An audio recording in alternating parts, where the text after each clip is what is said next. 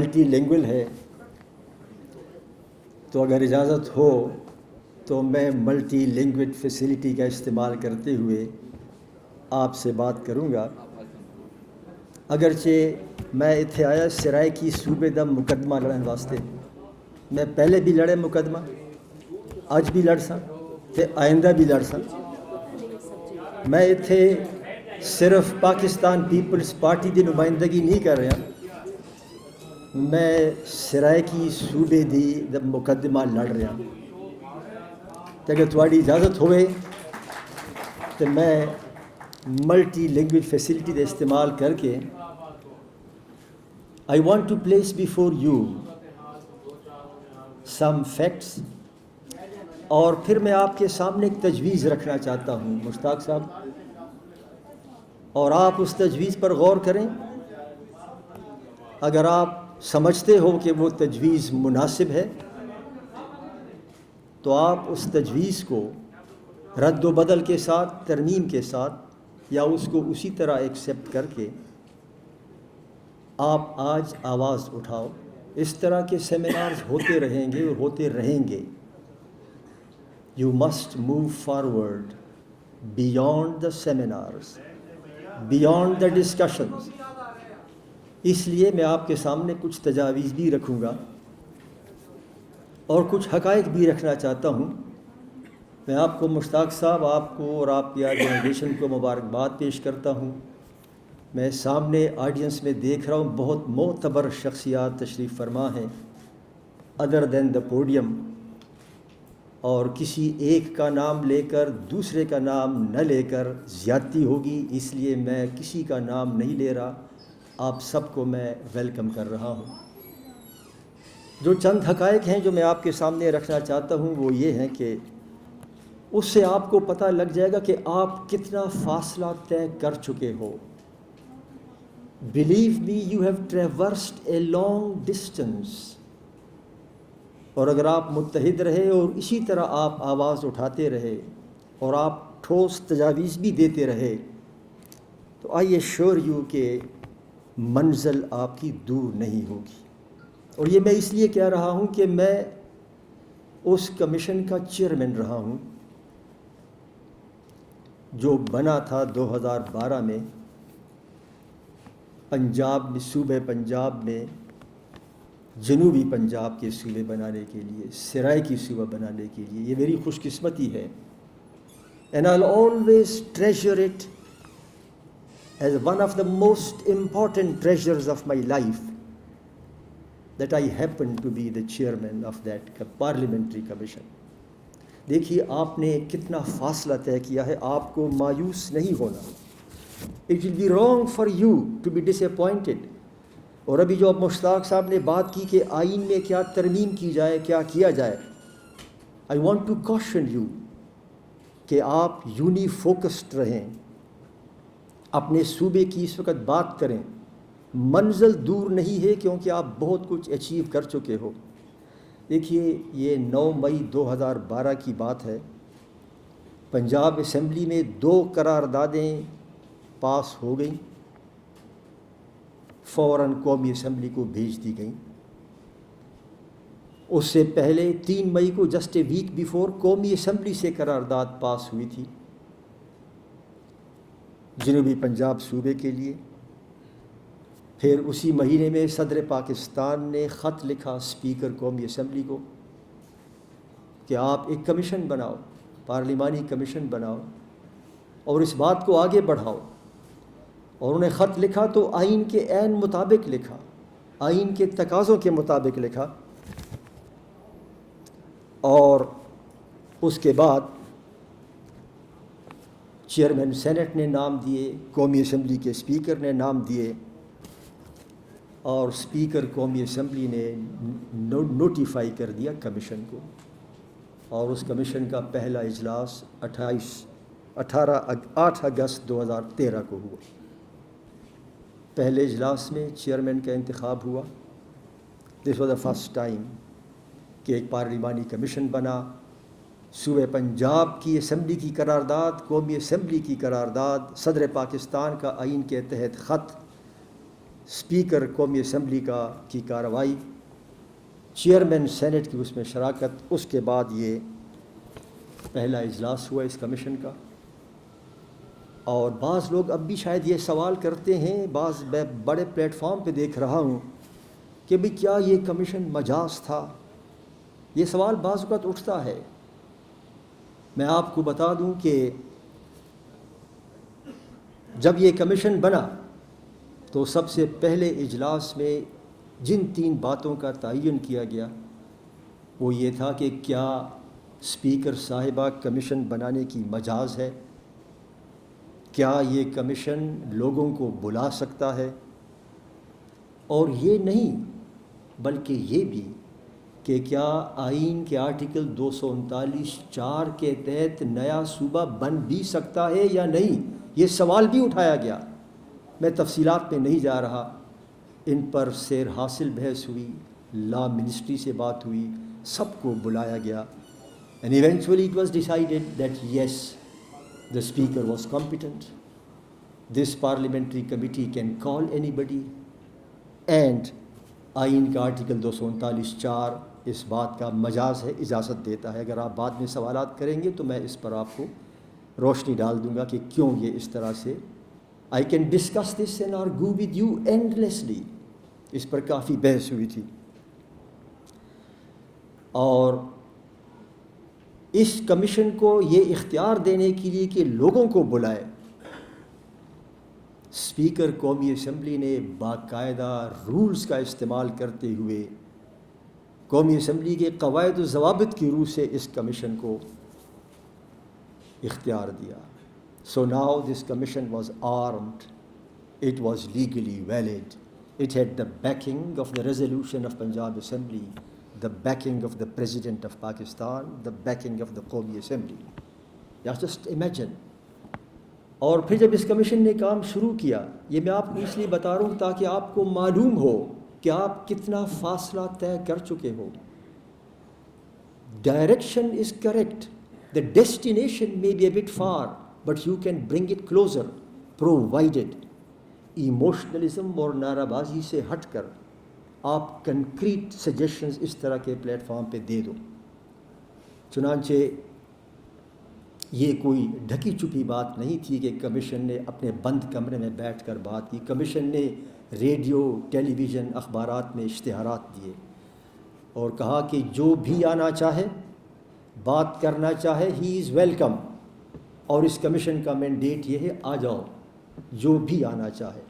اگر نہ آ سکو تو خط لکھو، خط نہیں لکھنا چاہتے ای میل بھیجو، یہ ہمارا پتہ ہے، لیکن ضرور آؤ۔ اور دعوت عام دیا گیا کہ جنوبی پنجاب سے تعلق رکھنے والے جو پارلیمنٹیرین جو اس کمیشن کا ممبر نہیں ہے، وہ جس وقت آنا چاہے، جب بات کرنا چاہے، ہی از فری ٹو کم۔ یہ بھی کہا گیا کہ جو کوئی اور پارلیمنٹیرین آنا چاہے وہ بھی اپنے خیالات کا اظہار کر سکتا ہے، لیکن وہ کمیشن کو اپلائی کرے اور کہے کہ میں آنا چاہتا ہوں۔ ساؤتھ پنجاب والوں کو کہا گیا کہ جب بھی آنا چاہو آ جاؤ۔ دوسرے پارلیمنٹیرین سے کہا کہ یو آر ویلکم، لیکن لسٹ لمبی ہوگی تو آپ آ جاؤ۔ مشتاق صاحب، آپ کو حیرت ہوگی کہ ہمارے پاس تقریباً 2500 کے قریب ڈاکومنٹس آئے، 2500 کے قریب، اور 1 درجن سے زائد لوگوں نے کہا، بڑے معتبر نام تھے، کہ جی ہم خود آنا چاہتے ہیں، ہم آپ کو لکھ کے بھی بھیجتے ہیں، خود بھی آنا چاہتے ہیں۔ وہ خود تشریف لائے، 15 تھے یا 18 تھے۔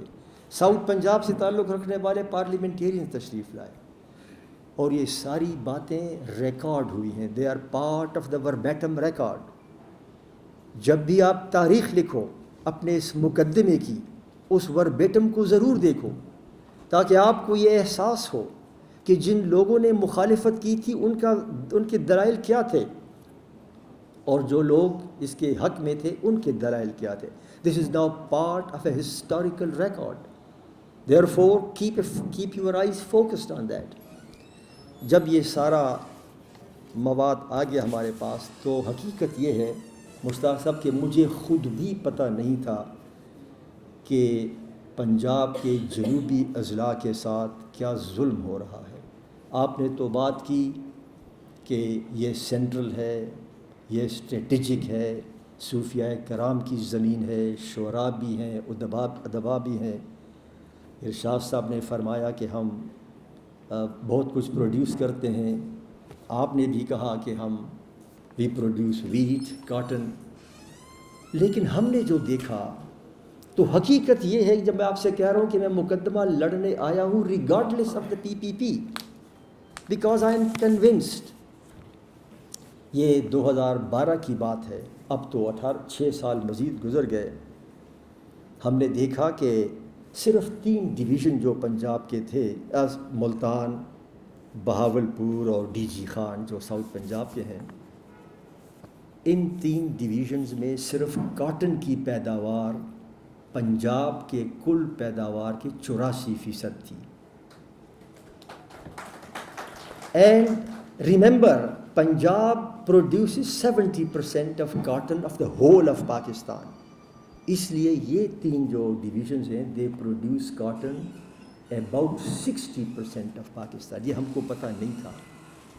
یہ اسٹیٹسٹیکل ڈیٹا ہم نے سرکار کی کتابوں سے لیا، ہم نے ریسرچرز ہائر کیے اور وہ سارا ریکارڈ موجود ہے۔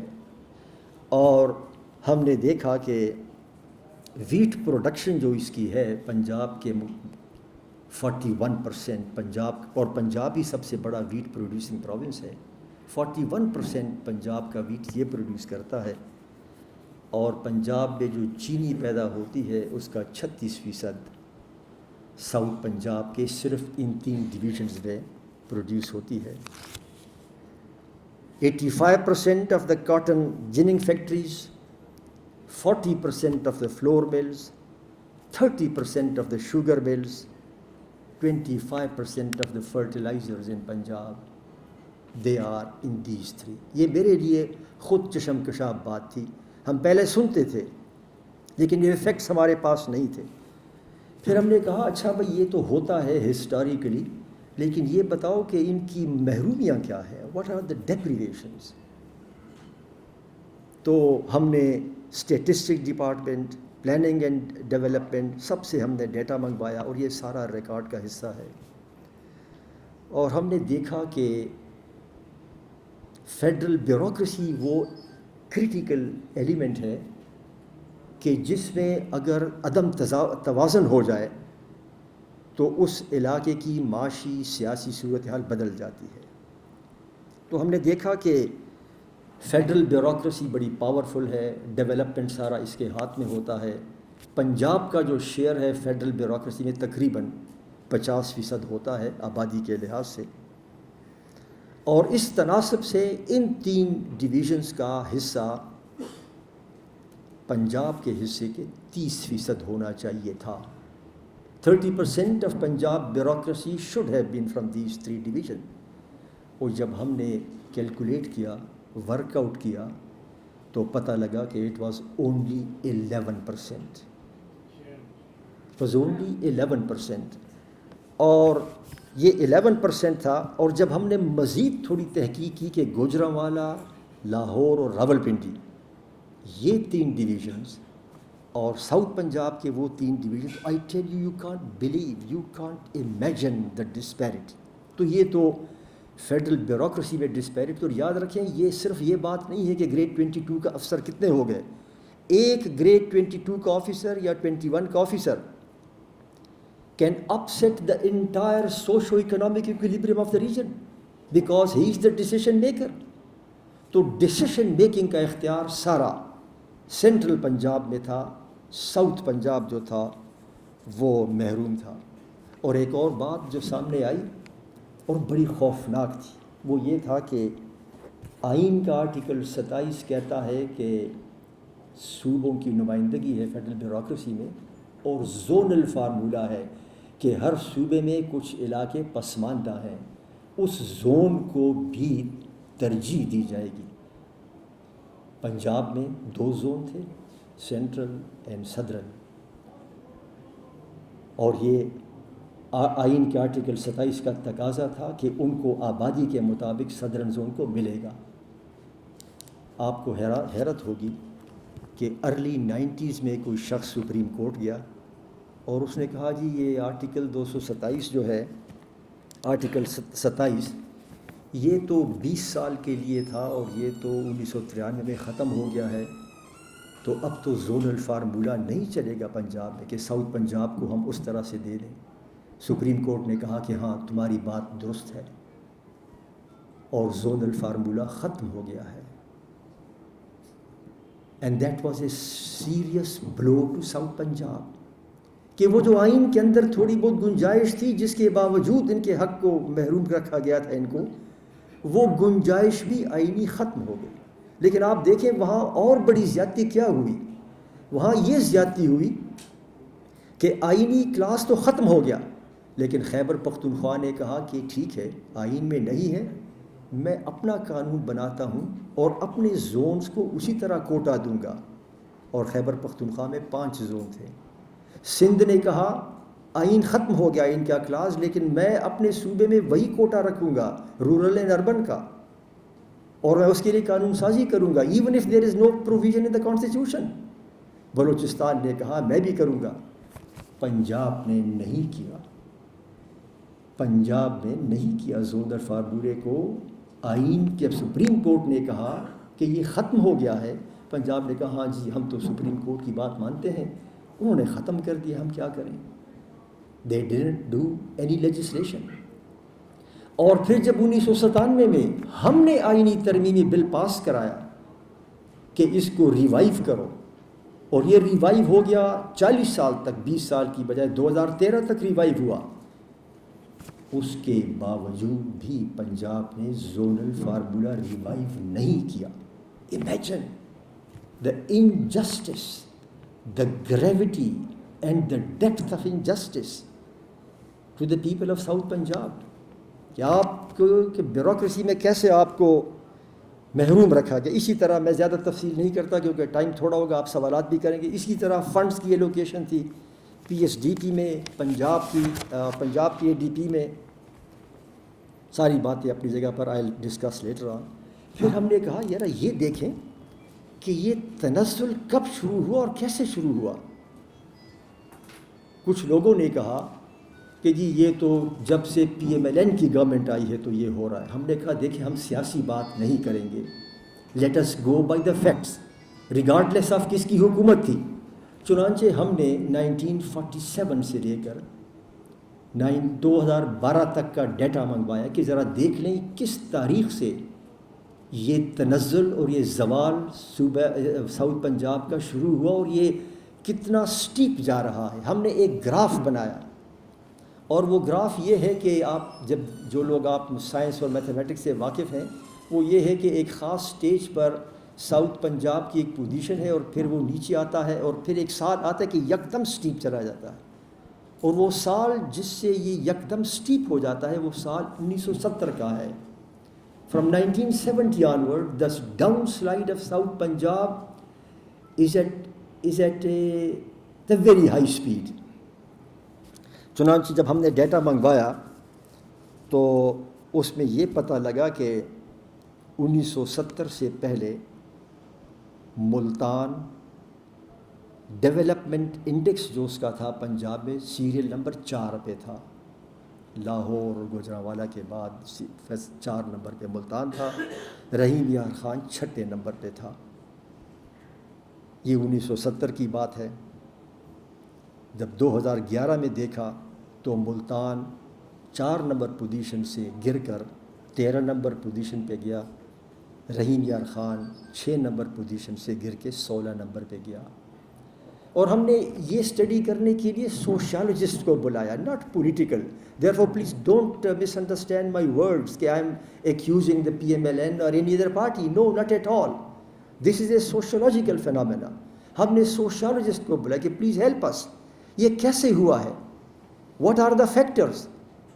اور وہ آپ ضرور وہ ریکارڈ اٹھا کے دیکھ لیں، یہ آپ کا تاریخ کا ریکارڈ کا حصہ ہے، اور جب آپ کو پتہ لگ جائے گا تو آپ کا عزم اور آپ کا حوصلہ مزید بڑھے گا، because then you will be standing on surer foundations, on concrete foundations and not on sandy foundations. تو پہلے آپ کنکریٹ فاؤنڈیشنز کے اوپر کھڑے رہو کہ آپ کا حق ہے.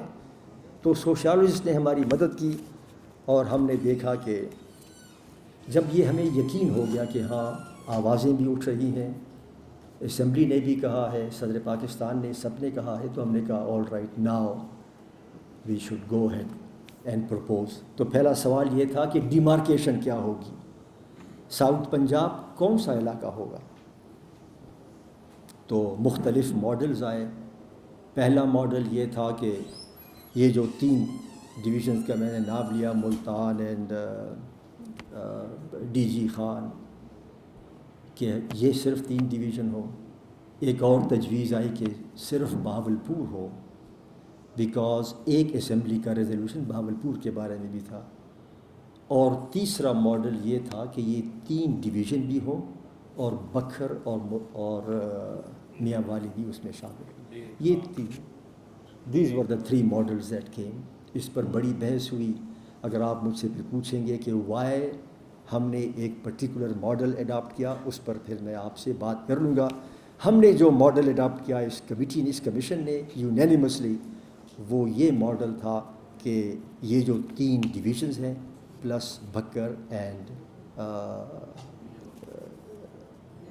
میاں والی، اور ہم نے اور اس میں ہم نے باقاعدہ فیکٹس اینڈ فگرز دیے.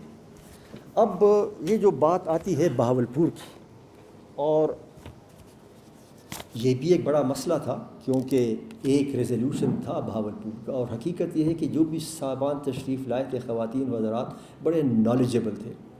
تو ہمارے سامنے یہ بات تو تھی، کیونکہ ہمارا مینڈیٹ یہ تھا پروونسز ان ساؤتھ پنجاب، 1 یا 2 پروونسز ساؤتھ پنجاب میں بنائے. تو بہاولپور کی بات آ گئی، اور اس میں سمجھتا ہوں کہ محمد علی درانی صاحب جو تھے بڑے ہی اس میں ایکٹیو تھے.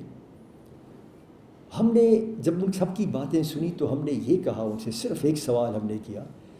وہ بار بار یہ کہتے رہے کہ بہاولپور صوبہ تھا. ہم نے کہا جی آپ ہم کو وہ نوٹیفیکیشن دے دیں، کاپی، جس کے تحت کسی زمانے میں بہاولپور صوبہ تھا. انہوں نے کہا جی میں آپ کو یہ 2-3 دن مجھے دے دیں. ہم لا ڈویژن گئے، ہم صوبائی اسمبلیوں میں گئے، ہم قومی اسمبلی گئے، ہم نے کیبنٹ ڈویژن میں، کہ ہمیں اس نوٹیفیکیشن کی کاپی مل جائے جس کے تحت بہاولپور کسی زمانے میں صوبہ رہا ہو.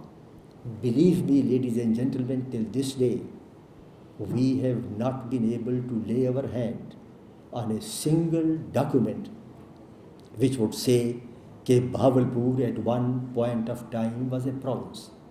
All that Bahawalpur was, it was a princely state. اور محمد علی درانی صاحب انتہائی ادب اور احترام کے ساتھ کہوں گا کہ نہ تو جس کا انہوں نے وعدہ کیا تھا نوٹیفیکیشن کی کاپی لانے کا، نہ وہ نوٹیفیکیشن کی کاپی لائے، نہ انہوں نے ہم کو کال بیک کر کے یہ کہا کہ آئی ایم سوری مجھے یہ نوٹیفیکیشن نہیں ملا. اس کے بعد ہمارے پاس کیا راستہ تھا؟ On what basis will we proceed to make a province in Bahawalpur? You tell me. There was no basis.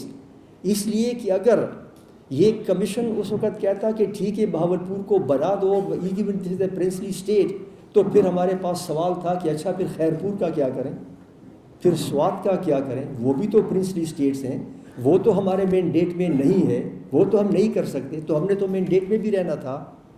So eventually it was decided only 1 province کے لیے. اس کے بعد یہ ہوا کہ ہم نے اس میں یہ ضرور ڈالا کہ بہاولپور کی اسپیشل ریکوائرمنٹس کو بھی اس نئے صوبے میں مد نظر رکھا جائے. سو دس از واٹ وی ڈڈ. اور پھر سوال یہ تھا کہ اب جب تقسیم ہوگی تو کیسے ہوگی. اس کے بارے میں فیصلہ ہوا کہ 18ویں آئینی ترمیم کے بعد یہ جو تمام آئینی ادارے ہیں، council of common interest, national finance commission, national economic council, water accord, یہ سب کے اوپر یہ سب کو پابند بنایا جائے گا. ان کے تحت وسائل کی اور ریسورسز کی تقسیم ہوگی. یہ بھی فیصلہ ہوا. اور یہ بھی فیصلہ ہوا کہ اب اگر صوبہ بننا ہے تو کون کون سے آرٹیکلز میں ترامیم ہوگی. ظاہر ہے کہ آرٹیکل 1 میں ترمیم ہوگی کہ صوبوں کے نام آئیں گے تو وہاں ترمیم ہوگی. ظاہر ہے قومی اسمبلی کی نشستوں میں ترمیم ہوگی، سینٹ کی ہوگی، وغیرہ وغیرہ. تو ان تمام آرٹیکلز کا جائزہ لیا گیا اور ان تمام آرٹیکلز میں کیا ترمیم ہونی چاہیے تھی وہ بھی بنا دی اسی کمیشن نے. اور دیر ور 1 2 3 4 5 6 9 10 آرٹیکلز ہیں آئین کے جس میں ترمیم ہونی تھی. اس کمیشن نے وہ ترمیم بھی ڈرافٹ کر دی. اس کمیشن کا مینڈیٹ یہ نہیں تھا کہ وہ یہ ترامیم پاس کرے. کمیشن کا مینڈیٹ یہ تھا کہ یہ ہماری ریکمنڈیشن ہے, پارلیمان اسے پاس کرے. یہ سینٹ میں گیا, سینٹ نے ان ترامیم کو 2/3 اکثریت سے پاس کیا. So the distance you have traversed is large. آپ اس بل کو پاس کر چکے ہو, سینٹ سے یہ پاس ہو گئے, باوجود قومی اسمبلی سے پاس نہیں ہوا. اس پر پھر آپ سے بات کروں گا کون کون سی مشکلات سامنے آ گئیں. اب جو ہے میں مشتاق صاحب آپ کی خدمت میں تجاویز رکھنا چاہتا ہوں, تو اس پر آپ غور کر لیں. اگر تو آپ نے اتنا فاصلہ طے کیا ہے, اور میں آپ کی گفتگو سن رہا تھا, آپ نے کہا تھا کہ آئین کا جو آرٹیکل 239(4) ہے جس کے تحت 2/3 ہے, اس پر غور ہونا چاہیے. بلا شبہ اس پر غور ہونا چاہیے, بلا شبہ اس کو آپ ریوائز کریں. اور اس پر میں بات کر لوں گا کہ یہ آئین میں 239(4) کیسے آیا. 1973 کے آئین میں کیا تھا, ضیاء الحق نے اس میں کیا ترمیم کی, 1973 کے آئین سے پہلے کیا تھا, 73 میں کیا تھا, ضیاء الحق نے کیا ترمیم کی, اس پر بات ہو سکتی ہے. And you are right, perhaps the present scheme of the constitutional amendment for the provinces needs a review. But for God's sake, I would advise you, don't dilute your concentration and don't lose what you have achieved by diversifying into the constitutional amendment at this point of time. اس point of time پہ آپ اسی constitutional frame work کے اندر آگے بڑھو اور آپ یقیناً کامیاب ہوگے. آپ دیکھیے حکومت پی ٹی آئی کی ہے, آپ نے خود کہا کہ 50 سرائیکی وسیب کی سیٹوں میں سے 35 ان کو آپ نے دی ہیں, پیپلز پارٹی کو آپ نے نہیں دی. پیپلز پارٹی ویسے ہی آپ کے ساتھ کمیٹڈ ہے. P M L N also was part of that resolution جو پنجاب سے پاس ہوا ہے. پی پی پی نے تو آئینی ترمیم بل بھی اپنی ایفرٹ سے پاس کرا دیا ہے. محترم عمران خان صاحب کا تو پہلے 100 دن کا ایجنڈا ہے یہ, اور آپ اتنا فاصلہ طے کر چکے ہو, تو آپ تو محترم عمران خان صاحب کو اس کے ورڈز پہ پکڑیں اس وقت. Why do you allow the government now to deflect the issue? So for God's sake, I would urge you, don't let anybody deflect the issue. آپ کے پاس تمام اس وقت سیاسی جماعتوں کی ہم آہنگی ہے, پشت پناہی ہے.